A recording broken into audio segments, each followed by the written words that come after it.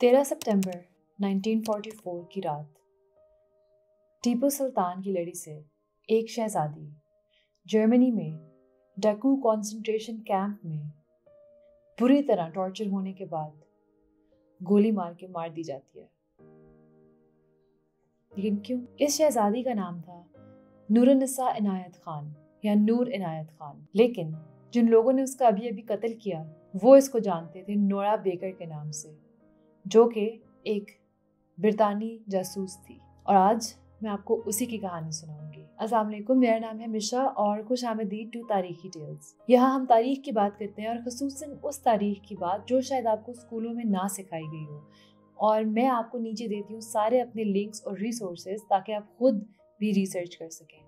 अगर आप यहाँ तक आ ही गए हैं तो लाइक, शेयर, सब्सक्राइब करना ना भूलिएगा। और अगर आप चाहते हैं ऐसी वीडियोस बनती रहें और मेरी मदद करना चाहते हैं तो आप मेरे दिए गए लिंक पे डिस्क्रिप्शन बॉक्स में पेट्रियन पे जाके मेरी मदद कर सकते हैं। शुक्रिया। नूर इनायत खान 1 जनवरी को 1914 में मॉस्को में पैदा हुई थी और इसका जो बाप था वो था टीपू सुल्तान के खानदान में से। टीपू सुल्तान उसका ग्रेट ग्रेट ग्रैंडफादर था, लकर दादा था। नूर का जो बाप होता है हजरत इनायत खान, वो सूफीज़म के एक किस्म के उस्ताद होते हैं और उनको मौसीकी का भी बहुत शौक होता है। अपने उस्ताद के कहने पे वो एक्चुअली दुनिया को ट्रैवल करना शुरू करते हैं और पहली जगह जहाँ वो हिज्जत करके रहते हैं और जाके मौसीकी का और अपना सूफीज़म का ज्ञान फैलाना शुरू करते हैं वो होती है यूनाइटेड स्टेट्स अमेरिका। वहाँ जाके वो एक कंपनी बनाते हैं the royal musicians of Hindustan और मुख्तलिफ शहरों में मुख्तलिफ स्टेट्स में जाके परफॉर्म करते हैं। इसी तरह की किसी परफॉर्मेंस के दौरान उनको मुलाकात होती है एक औरत से जिसका नाम होता है ओरा रे बेकर और इन दोनों को प्यार हो जाता है और कुछ अरसे बाद वो इसी ओरा रे बेकर से शादी कर लेते हैं और ये बन जाती हैं बेगम आमिना श्रद्धा और ये मुसलमान हो जाती हैं। अब कुछ अरसा ये फैमिली मॉस्को में रहती है नूर के पैदा होने के बाद। कुछ अरसे बाद ये फ्रांस चले जाते हैं और वहाँ जाके पेरिस में रहना शुरू हो जाते हैं। सन 1927 में नूर का बाप इनायत खान वफात पा जाते हैं और नूर की जो माँ होती है वो एक किस्म की डिप्रेशन में चली जाती हैं। उस वक्त नूर ये फैसला करती है कि मैं अपने ख़ानदान का ख्याल रखूंगी। वो सोरबोन नामी एक इंस्टीट्यूट से पढ़ती है और कुछ अरसे बाद वो वहाँ पे लिखाई शुरू कर देती है और वो कहानियाँ लिखती होती है, कहानियाँ और शायरी बच्चों के लिए। उसकी लिखी गई कहानियाँ और शायरी एक्चुअली बहुत मशहूर हो जाते हैं और लोगों में बहुत पसंद की जाती हैं। 1940 के करीब जब नाज़ी जर्मनी अटैक कर देता है फ्रांस के ऊपर, उस टाइम नूर और इसका ख़ानदान फ्रांस से निकल के इंग्लैंड हिजरत कर जाते हैं। वहाँ जाके कुछ अरसा रहते हैं और उधर पहुंच के नूर का एक भाई होता है, इसका नाम होता है विलायत रॉयल एयर फोर्स RAF उसको ज्वाइन कर लेता है और वो चाहता है कि वो इस जंग में अपना हिस्सा अदा करे और इन नाज़ीज़ के खिलाफ लड़े। उसका देखा देखी नूर के अंदर भी जज्बा पैदा होता है कि वो भी कुछ करना चाहती है इस जंग के लिए और वो चाहती है कि वो भी किसी तरह मदद करे। अब शुरू में नूर और उसके एक दोस्त ज्वाइन करते हैं रेड क्रॉस को, जो कि एक मामूल होता है। वो नर्स के तौर पे इसको ज्वाइन करते हैं और वहाँ पे वो ट्रेनिंग मिलती है और वो काम कर रहे होते हैं। लेकिन कुछ अरसे बाद अब क्योंकि उस दौरान में बहुत ज़्यादा मार्केटिंग और एडवर्टाइजमेंट और प्रोपेगेंडा किया जा रहा होता है ब्रिटिश गवर्नमेंट के ज़रिए, जो कह रहे होते हैं कि औरतों को अब ये नर्सेज और टीचर्स और कुक्स जो कि ख़वातीन के लिए रोल महदूद हैं, उनसे बाहर निकल के वो काम भी करने चाहिए जो कि पहले मर्दों के लिए महदूद थे।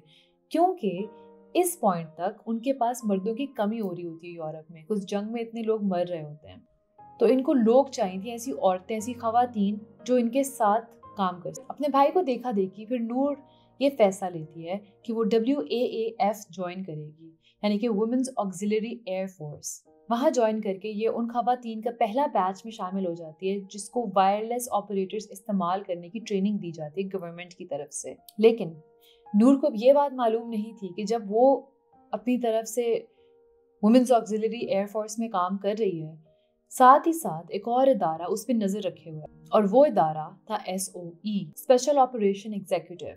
अब ये एक इदारा था जो कि विंस्टन चर्चिल ने सेटअप किया था और इसका मकसद था कि जिस तरह वो ममालिक जहाँ पे जर्मनी ऑलरेडी हमला बोल के उनको फतह कर चुका है, उन ममालिक के अंदर अब जो छोटे छोटे ग्रुप्स बन गए हैं जो कि वापस लड़ रहे हैं उनसे, जो कि रेजिस्टेंस फोर्सेस कहलाती हैं, उन ग्रुप्स को पैसे फराहम करने का काम करती थी ये ऑर्गेनाइजेशन।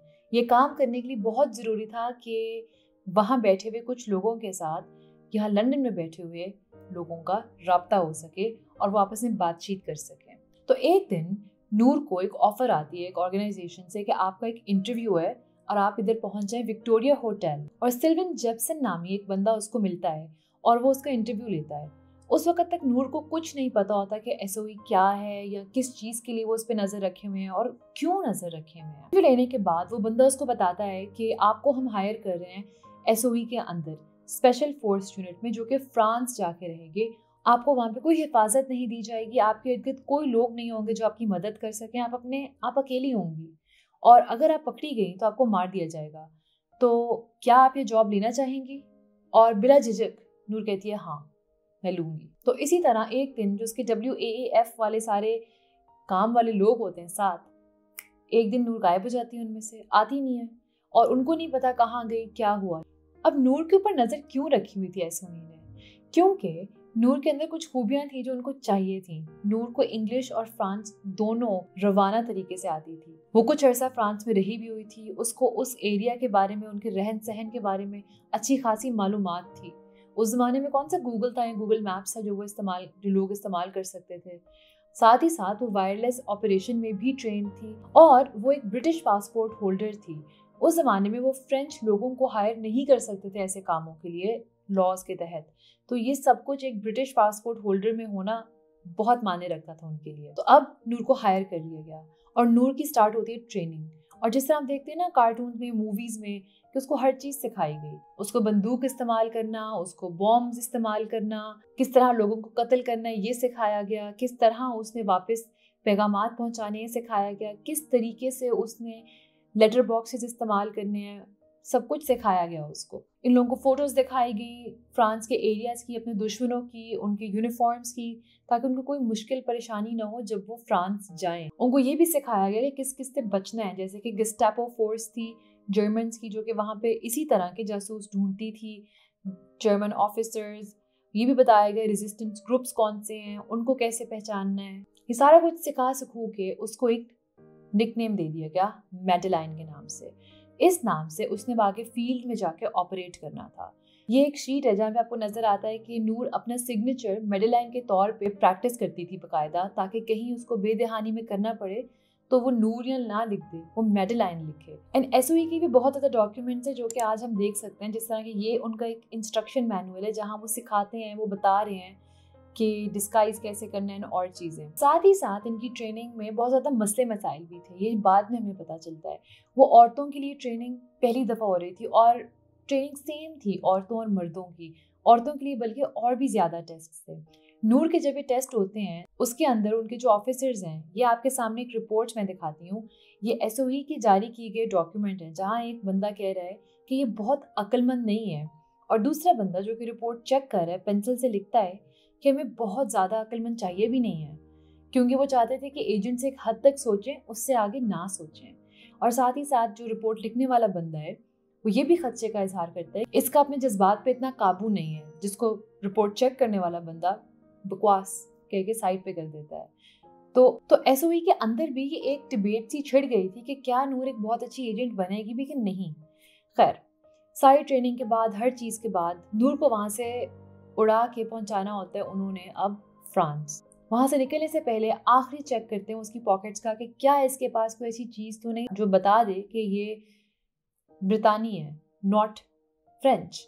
ठीक है, तो इसमें कुछ भी हो सकता है, जैसे इंग्लिश सिगरेट्स या ट्रेन टिकट्स, कोई भी चीज़। अब ये जो एसओई वाले होते हैं ये अपने जासूसों को हमेशा फुल मून की रात को उड़ाते होते हैं, क्योंकि उसके अंदर उनको सही से नज़र आता है कि कहाँ लैंड करना है, और जहाँ लैंड करना होता है वहाँ एल की शेप में लाइट्स से उन्होंने मॉर्स कोड में बताया होता है कि इधर लैंड करना सेफ है। उनके फ्रांस में जो एजेंट्स होते हैं उन्होंने फ्रांस में ऑपरेट करने का एक तरीका बनाया होता है एसओई ने। वहाँ पे होते हैं सर्किट्स मतलब कुछ एजेंट्स का एक ग्रुप। तो एक बड़ा ग्रुप जिसमें नूर ने जाना होता है उसका नाम था प्रॉस्पर, और उसमें नूर का एक अंदरून सर्किट होता है जिसका नाम था सिनेमा। अब वहाँ पहुँचते ही कुछ चीज़ें वाजे हो जाती हैं कि एसओई ने कुछ चीज़ें सिखाई नहीं इन लोगों को। जिस तरह नूर वहाँ पहुँचती है तो उसे पता चलता है कि वहाँ पे राशन सिस्टम चल रहा है, मतलब खाना पीना राशन किया जा रहा है, क्योंकि खाना पीना कम है, नूर को नहीं पता था ये सिस्टम किस तरह चल रहा है वहाँ पे, तो वो वहाँ पहुँचने के तकरीबन 24 घंटे बाद तक कुछ खाती पीती नहीं है, क्योंकि उसको पता ही नहीं होता कि मैं कैसे करूँ, पकड़ी ना जाऊँ। तो इस तरह के छोटे छोटे मसले मसाइल उसकी ट्रेनिंग से भी वाजे हो रहे होते हैं। अब नूर के वहाँ पहुँचने के तकरीबन हफ्ते बाद काम खराब हो जाता है। उसके सर्किट के जो टॉप ऑफिशियल्स होते हैं, जो लीडर्स होते हैं, वो पकड़े जाते हैं और उनको गेस्टापो फोर्सेस जेल ले जाती हैं। साथ ही साथ उनके वायरलेस सेट भी पकड़े जाते हैं। अब उन लोगों के जरिए, क्योंकि उनमें से कुछ ऐसे होते हैं जो बता देते हैं और भी लोगों का कि और भी कौन कौन से एजेंट्स हैं। अब गेस्टापो फोर्सेस को ये भी पता चल जाता है कि एक औरत है कोई नोरा बेकर के नाम से या मैडेलाइन के नाम से, और उसको पकड़ने की कोशिश शुरू हो जाती है। यहाँ तक कि वो लोग नूर को ट्रांसमिशन करते हुए कभी कभी सुन भी पा रहे होते हैं अपने रेडियोस के ऊपर, लेकिन वो उसे पकड़ नहीं पाते। अब एक चूहे बिल्ली की दौड़ शुरू हो जाती है नूर और उन फोर्सेस के बीच में। लेकिन नूर अपनी ट्रेनिंग और अपनी रिपोर्ट्स के निस्बत कई ज़्यादा समझदार निकलती है। जबकि बाकी एजेंट्स एक हफ्ते के अंदर पकड़े जाते हैं, नूर तकरीबन अगले 3 महीने ये काम जारी रखती है। और इस पॉइंट तक कि इतना डेंजरस हो गया होता है काम कि इसको लंदन से लोग कॉल करते हैं कि यार आप वापस आ जाओ, आप कोई बचा ही नहीं है वहाँ पे आपके अलावा, आपका कोई हम मदद नहीं कर सकते। तो जब नूर को ये पता चलता है कि वो आखिरी जरिया है फ्रांस और इंग्लैंड में सिग्नल्स पहुंचाने का, तो वो डिसाइड करती है कि नहीं, मैं अपना काम पूरा करूंगी। और नूर वहाँ डटी रहती है और कहा जाता है कि वो 6 मुख्तलिफ ऑपरेटर्स का काम अकेले कर पा रही थी, सारा का सारा गेस्टापो फोर्सेस से भागने के दौरान। और कहते हैं कि वो अपनी ट्रेनिंग के दिए हुए सेफ हाउसेस वगैरह से निकल के, कुछ वो तो अब लोगों को पता चल गए ना, अपनी पुरानी जिंदगी को याद करके उसमें से भी जो एड्रेसेस और लोग, उनकी मदद लेते हुए भी ये काम कर डालती है। कुछ औकात तो ऐसे भी होते हैं जहाँ पे नूर तकरीबन पकड़ी जाती है, लेकिन अपनी समझदारी की वजह से वो बच निकलती है। एक दफ़ा वो मेट्रो स्टेशन में जा रही होती है और उसका जो सारा वायरलेस सेट होता है ना, वो उसके साथ ही भागती फिरती है। वो एक सूटकेस में उसने फिट किया होता है। तो 2 जर्मन ऑफिसर्स नूर को रोकते हैं और उससे पूछताछ करते हैं।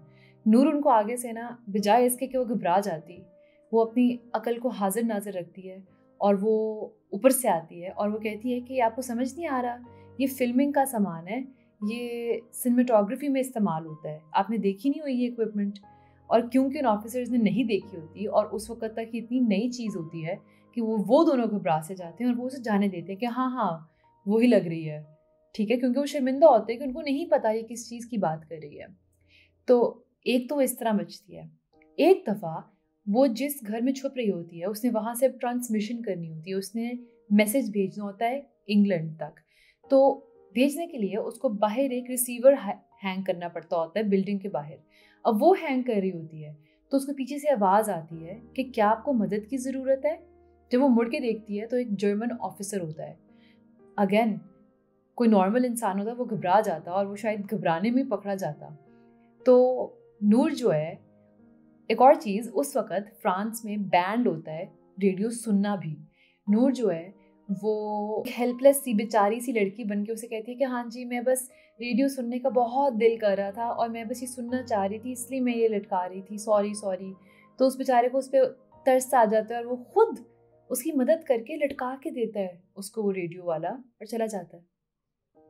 तो इस तरह के इंसिडेंट्स बहुत ज़्यादा होते हैं नूर के साथ, जहाँ वो बाल बाल बचती है, लेकिन पकड़ी कैसे जाती है। और हो सकता था कि नूर अपनी समझदारी और जहानत की वजह से बच के वापस इंग्लैंड आ जाती और उसने एक्चुअली प्लान था वापस आने का, लेकिन उसको दिया जाता है धोखा।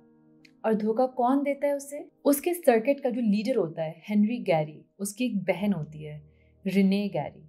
वो औरत 100,000 फ्रैंक्स लेके नाज़ीज़ को नूर का पता दे देती है, बता देती है कि वो जासूस वहाँ छुपी हुई है। नूर इस चीज़ से बेखबर होती है कि उसको धोखा दे दिया गया है। और जब वो गेस्टापो फोर्सेस उसके घर के बाहर पहुँचती हैं तो वो उसे घेराव में डाल देती हैं और पकड़ लेती हैं। वो जब नूर को वहाँ से जेल लेके जाते हैं तो नूर भागने की कोशिश करती है, लेकिन पकड़ी जाती है। फिर से एक और दफ़ा उसको एक और जेल मूव कर देते हैं। वहाँ जाके नूर एक और दफ़ा भागने की कोशिश करती है और ये बहुत अच्छा प्लान होता है। वो छत में लगे हुए जो स्काईलाइट्स होती हैं, किसी तरह उसको लूसन करके 2 और कैदियों की मदद लेके वो 3 कैदी भागने का प्लान बनाते हैं। और वो निकल जाते हैं, छत पे पहुंच जाते हैं और शायद बच के निकल भी गए होते हैं। लेकिन किस्मत कुछ ऐसी कि उसी टाइम RAF फोर्सेस जो हैं, जो कि रॉयल एयरफोर्स है, ब्रिटिश लोगों की जो एयरफोर्स है, वो बॉम्बिंग शुरू कर देती है उस एरिया में। उनको क्या पता कि वहाँ उन्हीं के लोग भागने की कोशिश कर रहे हैं, और उस बॉम्बिंग की वजह से सायरन्स बज पड़ते हैं। और जब सायरन्स बजते हैं तो वहाँ पे पता चल जाता है जेल में कि 3 लोग कम हैं, और वो पकड़े जाते हैं। इस भागने के अटेम्प्ट के बाद नूर को एक हाईली डेंजरस प्रिजनर का लेबल दे दिया जाता है, और इसको ऑर्डर्स आते हैं डायरेक्ट बर्लिन से कि इस जासूस को जर्मनी मूव करो, जर्मनी की जेलों में। और वो पहली ऐसी एजेंट होती है, इसको वहाँ मूव किया जाता है। और वहाँ जाके नूर बेचारी के साथ बहुत तशद्दुद किया जाता है, उसको रोज़ाना मारा जाता है। उसको उन्होंने चेन्स उसके हाथों में, उसके पाँवों में बांधी होती हैं। वो खुद वो ना खा सकती है, ना पी सकती है, अपने आप को साफ तक नहीं कर सकती। और बाकी कैदियों के बकौल पता चलता है कि रोज़ रात रो रही होती है, उसको कोई ना कोई मार रहा होता है और उसे सवाल जवाब किए जा रहे होते हैं। अब नूर के अंदर उम्मीद की किरण जगे रहने के छोटे मोटे तरीके थे। जो उसको खाने के प्याले आते थे, अपने नाखूनों से खुरच खुरच के उन पे मैसेजेस लिखती थी। जैसे एक दफ़ा उसने लिखा वीवा ला फ्रांस, जिसका मतलब कि फ्रांस जिंदाबाद टाइप। और ये जब किसी और के सेल में गया, उसको आइसोलेशन में रखा हुआ था, तो जब ये प्याला किसी और औरत के सेल में गया तो वहाँ से उसको वापस मैसेज लोग लिख के उन प्यालों पे भेजते थे। तो ये छोटी छोटी चीज़ें ने उसका वक्त गुजारा और बहुत ही दर्दनाक वक्त देखा उस बेचारी ने वहाँ पे। 11 सितंबर की रात नूर को उसके सेल से बाहर बुलाया जाता है। नूर आखिरी मैसेज अपने प्याले पे ये लिख पाती है कि मैं जा रही हूँ, आई एम लीविंग। और नूर को उस जेल से ले जाया जाता है 2 और कॉलीग्स के साथ एक और जेल। रास्ते में उनको बताया जाता है कि आपको हम लोग अब मजदूरों के तौर पे इस्तेमाल करेंगे, आप खेतों में काम करेंगी। लेकिन ऐसा कुछ नहीं होता, ये झूठ होता है। वो उनको लेके जाते हैं डाकू कॉन्सेंट्रेशन कैंप में, जो कि जर्मनी में ही होता है। वहाँ जाके उन तीनों को बहुत टॉर्चर करते हैं, लेकिन लोग कहते हैं कि नूर को बाकी दोनों से कई ज़्यादा टॉर्चर किया गया। शायद क्योंकि उसकी स्किन ब्राउन थी, उसके फीचर्स इंडियन थे और वो थोड़ी डिफरेंट थी। और रेसिज्म तो बहुत ज़्यादा था तब, अब भी है लेकिन तब बहुत ही ज़्यादा था। तो नूर बेचारी को पूरी रात बहुत मारा पीटा, और जब वो निढाल हो गई कम्प्लीटली, उसको सजदे की शक्ल में झुकाया गया और उसके सर के पीछे से एक SS ऑफिसर ने गोली मारी और वो मर गई। जिस ऑफिसर ने उसका कत्ल किया उसका नाम था विल्हेल्म रूपर्ट, और उसे कत्ल करने के फौरन बाद उसकी बॉडी को कहते हैं आग में जला दिया गया। उसी रात नूर का भाई और नूर की माँ, जो कि अभी तक इंग्लैंड में होते हैं, वो दोनों की एक रवायत है, वो बताते हैं कि उनके ख्वाब में नूर आई, अलग अलग दोनों के ख्वाब में नूर आई, और सेम ख्वाब आया उन्हें कि नूर के इर्द गिर्द से एक नीले रंग की रोशनी है, और नूर आके उन्हें कहती है कि अब मैं आज़ाद हूँ। और शायद इस तरह उनको पता चल जाता है कि नूर इस दुनिया में नहीं है। लेकिन ये उसी रात एक वो ख्वाब आता है, और ये काफ़ी लोगों ने ये बताया हुआ है। नूर के मरने के बाद उसको काफ़ी अवार्ड्स दिए गए और उसकी बहादुरी को काफ़ी अप्रिशिएट किया गया। फ्रांस में 1946 में उसको ये अवार्ड दिया गया, जो कि किसी भी सिविलियन को मिलने वाला सबसे ऊंचा दर्जा है फ्रेंच उसमें। उसके नाम पे एक तो चौकों का भी नाम रखा गया वहाँ पे। उसके घर के बाहर भी एक प्लैक, एक पूरे लगाया हुआ है जिसपे नूर का नाम है। हर साल बेस्टील डे पे उसके घर के बाहर आके बैंड्स म्यूजिक भी बजाते हैं उसकी याद में। और इन फ्रेंच अवार्ड्स के 3 साल बाद 1949 में इंग्लैंड की तरफ से भी नूर को जॉर्ज क्रॉस अवार्ड दिया गया। पेरिस के एक मेयर के बकौल वो modern day zone of arc भी कहलाई जाती है। तो नूर की बहादुरी और नूर की जहानत की दाद आज भी दी जाती है। और ये थी टीपू सुल्तान की उस पर पोती की कहानी, उस शहजादी की जिसका नाम था नूरुन्निसा इनायत खान। अगर आपको ये कहानी दिलचस्प लगी और आप चाहते हैं उसकी कहानी और लोगों तक पहुंचाई जाए और इसको हम संभाल के रखें अपनी यादों में हमेशा, आप इस वीडियो को शेयर कीजिएगा, लाइक कीजिएगा, चैनल को सब्सक्राइब कीजिएगा प्लीज़। और अगर आप चाहते हैं कि कंटेंट ऐसा मैं और बनाती रहूं और मेरी मदद करना चाहते हैं इसमें, तो आप पेट्रियन पे जाके मुझे फंड कर सकते हैं। Thank you so much. आपसे मुलाकात होगी अगली दफ़ा। खुदा हाफिज़।